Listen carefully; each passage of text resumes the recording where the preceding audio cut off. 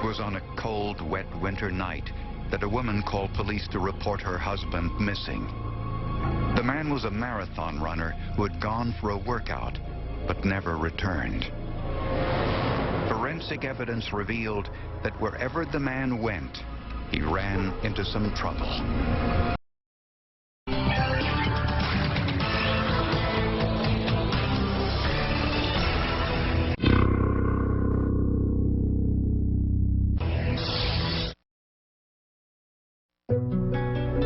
Deep in the heart of Southern California lies the small town of Valley Center. About an hour's drive from San Diego, it's a quiet and peaceful community surrounded by hills and farmland. The rustic setting appealed to Jane and Robert Dorotek, who had been married almost 30 years. The couple lived on an 18-acre horse ranch they called Charisma Farms. To Jane, horses were her life. She obviously was very passionate about her horses. This was one of her great loves. Bob preferred the outdoors and camping. His passion was physical fitness, and he was a marathon runner. The couple had 3 grown children, 2 sons and a daughter, Claire, who still lived at home. Claire was a marathoner and an expert horsewoman. On a Sunday night in February of 2000, Jane Dorotek called the sheriff to report her husband missing. She said Bob had gone running a few hours earlier, but never returned home. When she reported him missing, what was going through my mind, you know, even though he's a jogger and ran marathons, I mean, they do have heart attacks and things like that sometimes when they're jogging. It wasn't unusual for Bob to take long runs, but he had never been out this long. The sheriff and his deputies searched the entire area, concentrating on Bob's usual running routes. The search was ended at 4:30 the next morning with the discovery of a body. I could see some trauma to the head, as well as a cord wrapped around the victim's neck. My initial thought in looking at the trauma to the body that this was a homicide. The lack of blood in the area revealed that Bob's injuries had occurred elsewhere. We found tire impressions in mud, 2 sets of those, and we found shoe impressions that weren't usable, but they were just like deep holes in the leaf litter that was on the ground. There were drag marks in the mud from the area of the tire impressions to the body. And there was a clue that Bob hadn't been jogging that day. His shoes were very clean. He didn't have any mud or any splash marks, water marks on his shoes. And the information I had obtained earlier was that he went out for a jog on the previous day, which had been a rainy day as well. A piece of Dorotek's head hair was found underneath his shirt on his chest, suggesting that he had been dressed after death. And there was another indication someone else had dressed him. His shoelaces were tied on the outside of his shoes. The knot itself was not tied in the middle of the shoe, as if somebody were to have tied their own shoe. Whoever dumped the body left mountains of forensic evidence. Investigators knew if the killer was this sloppy here, he'd be just as careless elsewhere.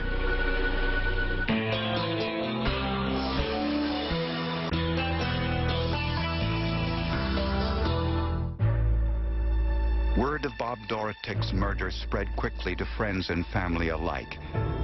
Forensic scientists began their investigation by attempting to identify the vehicle at the crime scene.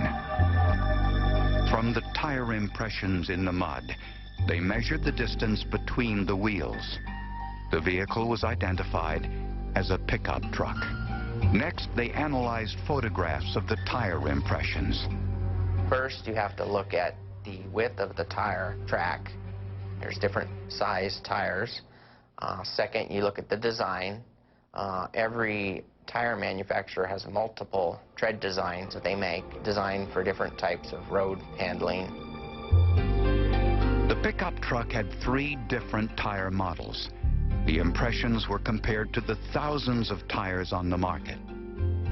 I noticed that the front two tires were the same brand tire, which was a Big O brand. DeMaria identified the side rear tire as a Firestone Radial and the passenger side rear tire as a Cooper brand Discoverer model.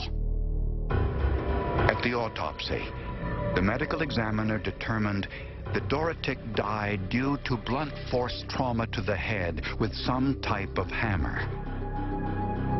There were also signs he had been strangled. Inside his stomach was the undigested dinner Bob consumed on Saturday night, which meant he was killed on Saturday.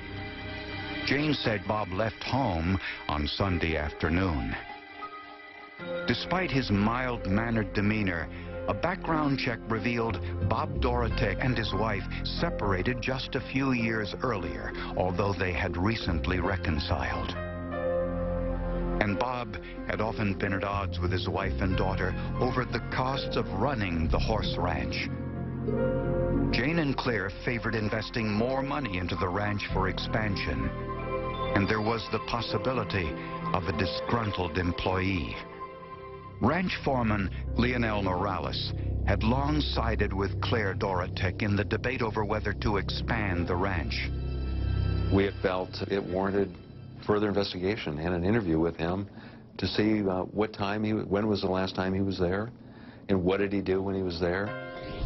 Lionel Morales, Claire, and Jane Dorotek all denied any involvement in Bob's murder. Lionel and Claire each had alibis. Jane said she was home all day working with the horses. She cooperated with police by voluntarily allowing them to search her home. Actually, the homicide detective took me aside before we went in and said, "Now, Carolyn, this is a consent search, so I want you to, all we're looking for is patent, obvious blood.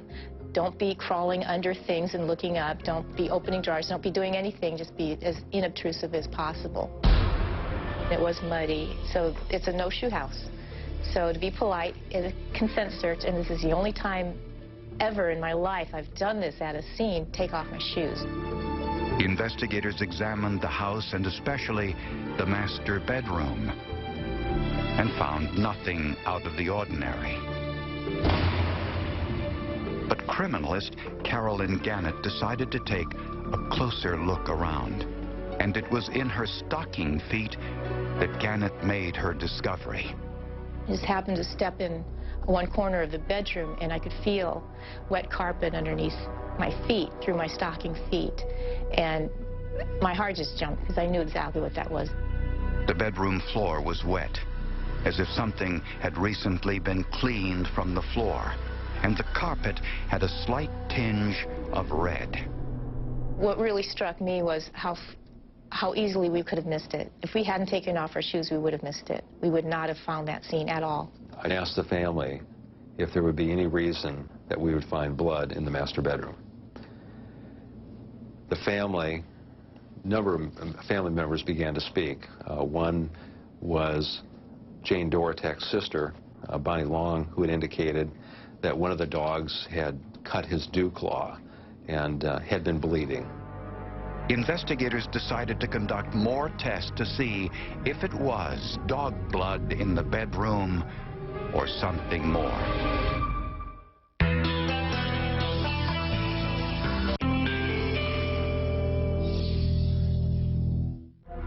Not long after the murder of 55-year-old Bob Dorotek, investigators had no shortage of forensic evidence or suspects. In the master bedroom of the Dorotek's home, investigators found traces of blood on the floor that had been cleaned up.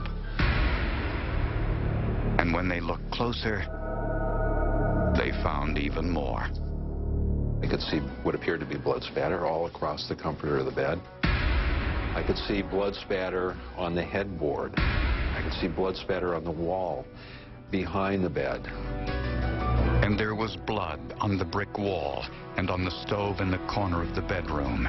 Some had even dripped down into a utility room below. I looked at the stains on the wall, stains on the brickwork, and they were all consistent with, in size, about a ½ millimeter in diameter, maybe a little bit less, a little bit more, with medium velocity. It's what I would expect to have seen in a beating. Merritt's analysis revealed the blood spatter emanated from the top of the bed where Bob may have been sleeping. The shapes of the stains on the wall and on the nightstand showed me the direction they were traveling in. So I just took strings on the wall, knowing the direction they were traveling in, pulled them back, taped them onto the wall, which gave me an area of convergence. That area of convergence told forensic scientists the location of Bob's head during the attack. Merritt also found cast-off blood spatter on the ceiling, created when blood is thrown from a moving object. There was circular stains on the ceiling directly above the bed. That's the first indication of cast-off. The other indication is directional stains, linear stains going away from that site. DNA testing confirmed it was Bob Dorotik's blood. The attack didn't occur out on that road. That attack, based on the bloodstains, occurred in that room. Inside the home, investigators also found a piece of black rope, consistent with the rope found around Bob's neck. I told Jane we were confident, and there was no doubt, that Bob was assaulted in the master bedroom. And the family gasped. But investigators found no blood anywhere else in the home, meaning the killer had carried the body downstairs and out of the house. Police couldn't find the murder weapon or any bloody clothing inside the home, and there were no signs of forced entry. An intruder never takes the time to clean a crime scene. I've been in law enforcement about 28 years. I've not seen or known of one case where an intruder has come into a house, murdered somebody inside a house, and cleaned up afterwards. Police found a pickup truck in the garage. There were no visible signs of blood, so investigators looked to see if blood had been removed. We used fluorescein. We sprayed most of the outside of the truck and also the inside, and we did find several areas that fluoresced. There was one area in particular on the bed of the truck that fluoresced. It was fairly large. Which was an indication blood had been present, then washed off. DNA testing of the hidden blood residue showed the blood was Bob's. The front tires were Type O brand. The passenger side rear tire was a Cooper Discoverer. The driver's side rear tire was a Firestone Radial. All were identical to the impressions left at the crime scene. The white pickup truck was registered to Jane Dorotik. Before leaving the residence, investigators found one last piece of evidence. In the trash, there were actually several syringes, and one of the syringes was a large barrel syringe.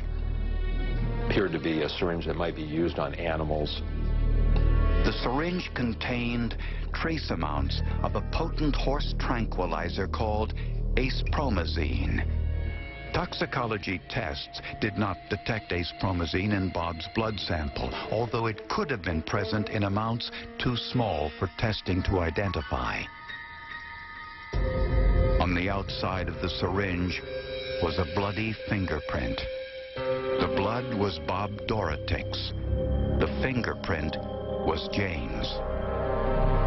You'll often hear it said that one of the best things you can find at a crime scene is a suspect's fingerprint in the victim's blood.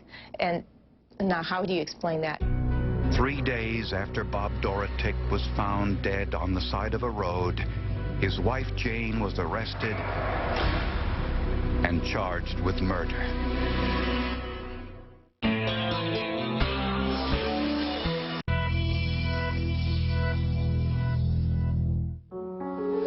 Your Honor, I'd like to say that I'm innocent. I loved my husband. I love him still. In May 2001, Jane Dorotek stood trial for the murder of her husband, Robert. Prosecutors believe that Jane injected Bob with the horse tranquilizer while he was sleeping on Saturday night. She then struck him in the head while he was in bed, and then on the floor near the stove. When Jane threw away the syringe, she left her fingerprint in Bob's blood. After dressing the body, she either carried or dragged it downstairs to her pickup truck. When she left the body alongside the road, she did everything but sign her name to the crime. The clean shoes were proof he had not been jogging. The shoelaces showed that someone else had tied them. And the blood underneath his shirt was proof he had been dressed after he was dead. And then there were the tire impressions from her pickup truck. Friends saw Jane late Sunday afternoon at a nearby shopping center, which is where prosecutors think she threw away her bloody clothes and the murder weapon. Everything that was collected just pointed the finger at Jane Dorotek. There are all these different pieces of a puzzle, and when you put it all together, it just pointed the finger at Jane Dorotek. The motive appeared to be money. Jane was very interested in spending a lot of money on the horses, the care of the horses, the boarding of the horses. He didn't mind Jane's hobby, Jane and Claire's hobby with the horses. However, that they regularly had disagreements about how many family resources this hobby should use. 2 years earlier, when the couple separated, Jane learned that under California law, she would have to pay Bob alimony in the event of a divorce, since she was the primary wage earner. Bob initially told me that she was extremely angry about the possibility of having to pay him alimony. It made her livid, and that she got very threatening. We found some letters dated the Friday before he was killed where he was already looking for a job. Maybe he said, this isn't working out, and I think we should go ahead and get a divorce, and she was not about to pay him any alimony. At the trial, the defense claimed that Claire Dorotek, with the help of Lionel Morales, killed Bob Dorotek. They produced a letter Claire wrote to her father filled with deep hostility over alleged abuse. She just lived her life in trying to please her father, and it built up a tremendous amount of hatred and resentment over the years about her relationship with her father. The defense claimed that Lionel Morales was sympathetic to Claire's position. It was suggested that since he basically worked for Claire Dorotek, and Claire Dorotek didn't like her father, that he would do anything for Claire. But police were satisfied that each had a solid alibi. We were confident that Claire was out of town for the weekend, and Jane was the only one that was home, and Jane was the only suspect in our mind. Claire, do you know why your mom is pointing the finger at you?